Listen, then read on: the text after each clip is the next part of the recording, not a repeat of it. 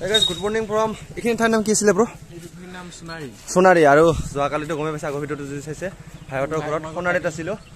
আৰু এতিয়া ভাই যাব এইফালে কামত আৰু আমি যাম কোনফালে ব্ৰ? শিৱসাগৰ আৰু ইয়াৰ পৰা শিৱসাগৰ বেছি দূৰ নাই তো ভাইক লগ পালোঁ ভাল লাগিল বহুতখিনি মানে আৰু কিন্তু এতিয়া বৰ্তমান বেয়া লাগি আছে কাৰণ ই যাব বেলেগ ফালে আমি যাম বেলেগ ফালে ইয়াতে যাব এইফালে এইটো চাইডে তো যে নহওক পিছত লগ পাম ভাই বাৰু অঁ একদম লগ পাম পিছত আৰু বাই বাই না ব্ৰ বাই বাই বাই বাই আৰু এই চাওক গাই চাই পালোঁ চৰাইদেউ মিউজিয়াম ইয়াৰ পৰা প্ৰায় 900 মিটাৰ দূৰত আছে নে ব্ৰ এইটো বস্তু চাই আহোঁ আমি চলো গেট আৰু চাইকেলখন ইয়াতে তোলোঁ গছৰ তলত কি বঢ়িয়াকৈ চাওক গোটেই ভিউটো চাওক এবাৰ মজা 5 টকীয়া টিকট দুখন লৈ ল'লোঁ এইটো আছিল টিকট ঘৰ ইয়াৰ পৰা টিকট লৈ ল'লোঁ দুখন সংগ্ৰহ কৰি ল'লোঁ এবাৰ ভিতৰত সোমাম আমি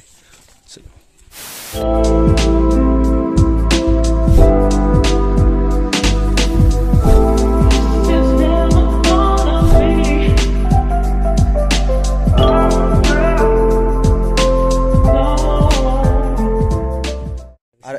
ইয়াত আছোঁ বৰ্তমান আমি এইখিনি ঠাইত আছোঁ এইখিনি ঠাইত চব এইখিনি ঠাই তো ইয়াৰ পৰা মৈদামটো এনেকুৱা দেখি ওপৰৰ পৰা গোটেই ভিউটো এইখিনি ঠাইখিনিৰ চাওক আৰু আগত আছে মোৰ মৈদামটো চাওক ইয়াৰ ওপৰত উঠিব পাৰি ওপৰত উঠি আহিছোঁ মৈদামৰ ওপৰত উঠিছোঁ চাওক কি এইটো অনে নৰ্মেল বনাইছে যে নহওক চাওক গাইছ ইয়াৰ ওপৰত উঠি আহিলোঁ আমি আৰু কি বঢ়িয়া মানে একদম মজা লাগি আছে ইয়াৰ পৰা ভিউ চাওক না এবাৰ চাওক গাইছ ইয়াত মানে বহিব পাৰিব চাওক ব্ৰ ইয়াতো চাবে নাম তাম লিখি মানে একেবাৰে চেঞ্জ কৰি থৈ দিছে চাওক D+R বোলে কিবা কিবি তো যে নহয় এইবিলাক ইগন'ৰ কৰক আৰু ইয়াৰ পৰা ভিউটো এবাৰ চাওক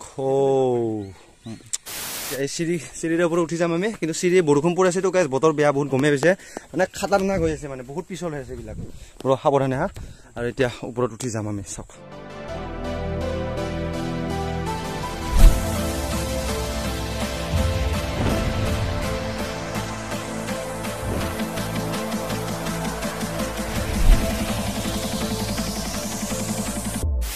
চাওক সেইটোৱে কিছু ডাঙৰ কিন্তু ইয়াৰ আগত বহুত ডাঙৰ এটা মৈদাম আছে কিন্তু তাত মানে ভিডিঅ' কৰাটো সেই বন্ধ বৰ্তমান ৱৰ্ক ইন প্ৰগ্ৰেছ কাম চলিছে তাতে আৰু ইয়াত লেখা আছে মৈদামৰ অংশ বিশেষ মৈদাম মানে কি গড় টক এইবিলাক ইয়াত লেখা আছে গোটেই মানে ডিটেইলছত আৰু এইবিলাক আপুনি স্কিপ কৰি পঢ়িব পাৰে পজ কৰি পঢ়িব পাৰে এইবিলাক চাওক এয়া হৈছে মৈদাম কিমান বছৰ আগৰ পুৰণি এইবিলাক বস্তু চাওকচোন ভাবিলে মানে আচৰিত লাগে আৰু এইটো মৈদাম নাম্বাৰ 38 তো এই ঠাইখিনিত গাইছ মানে ৰেষ্ট লোৱাৰ কাৰণে বহাৰ কাৰণে আড্ডাৰ কাৰণে কাৰণ আড্ডা মানে ভাল পাব মানে তো গাইছ আড্ডা শব্দটো বাৰে বাৰে কওঁ মই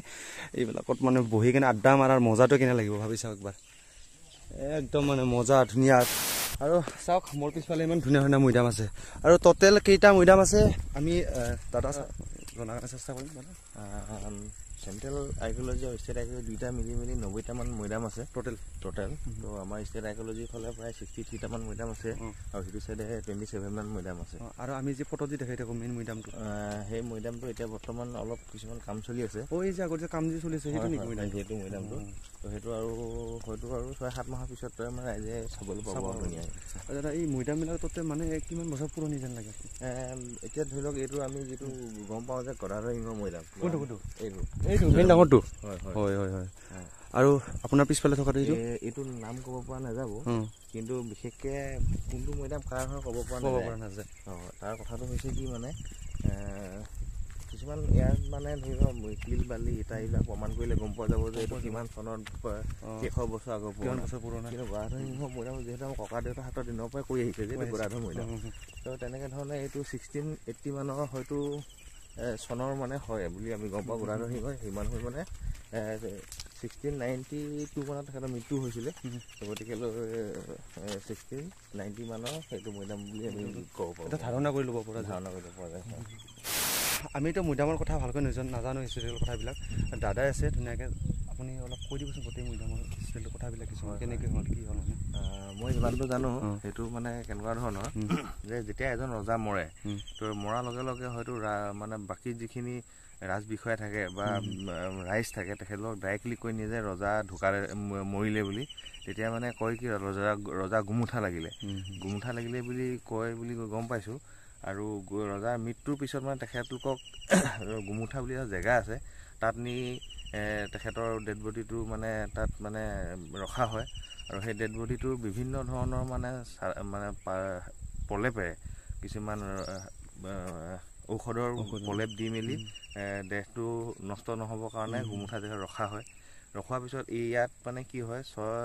3 মাহ বা 6 মাহৰ ভিতৰত এটা মৈদাম তৈয়াৰ কৰা হয় আৰু সেই তাৰ পিছতহে ৰজাক আনি হৰধৰা পুখুৰী বুলি এটা পুখুৰী আছে তাত গা ধুৱাই হৰ নিয়া আলি মানে ডেড বডি অনা আলিত এই যিটো মুখত সোমাই আহিছে এইটোৰ পৰা আনি ইয়াত মানে তেখেতলোকৰ মৈদাম দিয়া হৈছিলে আৰু মৈদামটো ইয়াতো দেখিছে প্ৰথম অৱস্থাতে মানে